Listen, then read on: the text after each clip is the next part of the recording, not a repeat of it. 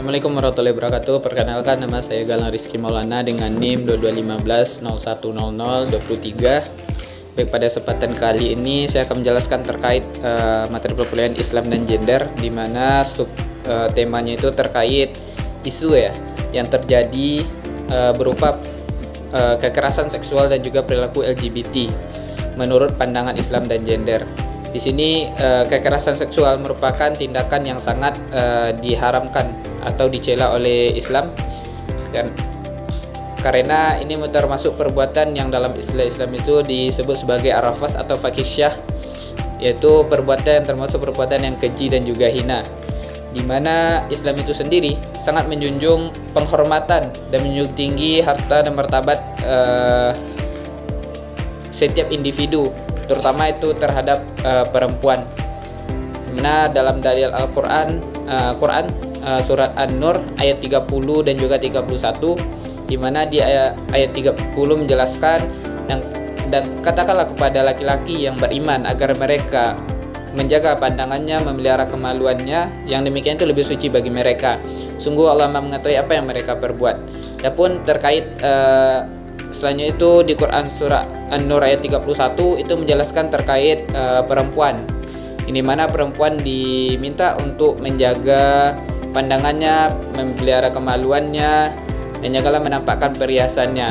Nah, di sini Islam sangat tegas mengajarkan kepada umat Islam untuk menjaga dirinya dari segala bentuk hal-hal yang dapat mengarah kepada kekerasan seksual nantinya. Adapun terkait perilaku LGBT, ini merupakan perilaku yang sangat dikecam juga oleh Islam, di mana ini merupakan perilaku menyimpang yang diharamkan oleh Islam. Nah, perbuatan ini termasuk dalam perbuatan yang digolongkan sebagai fahisyah, perbuatan yang hina, di mana segala bentuk penyimpangan homoseksual ataupun penyimpangan seksual lainnya itu dikecam, haram, dan tidak diperbolehkan dalam hukum Islam.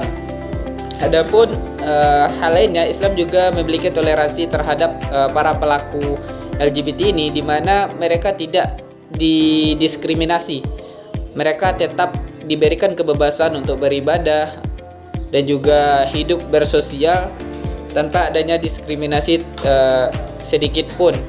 Ini diharapkan sebagai bentuk tindakan rehabilitasi atau pendampingan terhadap pelaku-pelaku dari LGBT ini agar mereka kembali kepada kehidupan yang normal.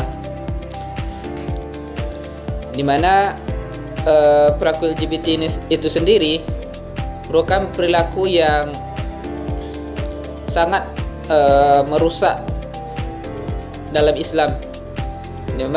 Di mana dalam Islam itu perbuatan seksual hanya diperuntukkan kepada laki-laki dan perempuan, hubungan antara laki-laki dan perempuan dalam ikatan yang sah. Tidak ada yang membenarkan dalam Islam terkait hubungan lelaki sesama lelaki maupun perempuan sesama perempuan. Tentu isu ini sangat penting untuk dikaji lebih dalam, terutama dalam pandangan Islam dan gender, di mana dalam pandangan gender pelaku LGBT maupun kekerasan seksual tadi itu diberikan pendampingan atau rehabilitasi agar mereka dapat kembali kepada kehidupan yang normal. Adapun terkait kekerasan seksual tadi, ini merupakan tindakan yang sangat meruntuhkan atau menurunkan derajat seorang perempuan, baik itu kekerasan seksual secara verbal maupun non-verbal, secara fisik maupun secara kata-kata. Karena kalau kita mengacu kepada contoh-contoh yang ada dalam masyarakat, terutama di Indonesia, itu sangat banyak terjadi kekerasan seksual. Ini disebabkan gaya hidup dari masyarakat yang tidak teratur, yang banyak bertentangan dengan nilai-nilai Islam, sehingga mereka banyak menjadi korban karena akan kelalaian mereka.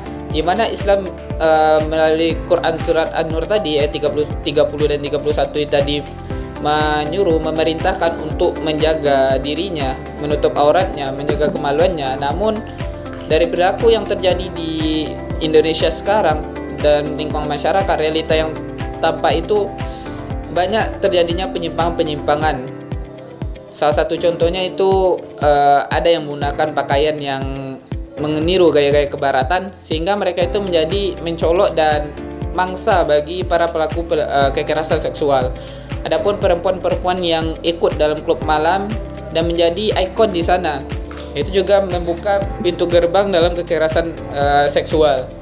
Pun contoh lain bagi laki-laki yang juga harus menjaga ya kehormatan dan tingkah lakunya, baik akhlak dan perilakunya harus dijaga juga. Tentu inilah menjadikan Islam itu mengajarkan kepada laki-laki dan perempuan seluruh umat manusia itu menjadi seimbang. Laki-laki menjaga dirinya dari segala bentuk perbuatan yang keji dan hina, dan perempuan juga demikian. Laki-laki menjaga pandangannya, perempuan pun juga menjaga pandangannya. Laki-laki menjaga tubuhnya, pandangannya, kemaluannya, nafsunya, dan perempuan juga diharuskan untuk menjaga dirinya, baik dari penampilannya, cara berpakaiannya, agar tidak terjadinya kekerasan seksual ini. Inilah yang dituntut oleh Islam, adanya penghormatan dan menjunjung tinggi nilai yang sama antara laki-laki dan perempuan melalui usaha-usaha yang tadi. Mungkin hanya sedikit yang dapat disampaikan. Mohon maaf jikalau masih belum tereksplor lebih dalam. Assalamualaikum warahmatullahi wabarakatuh.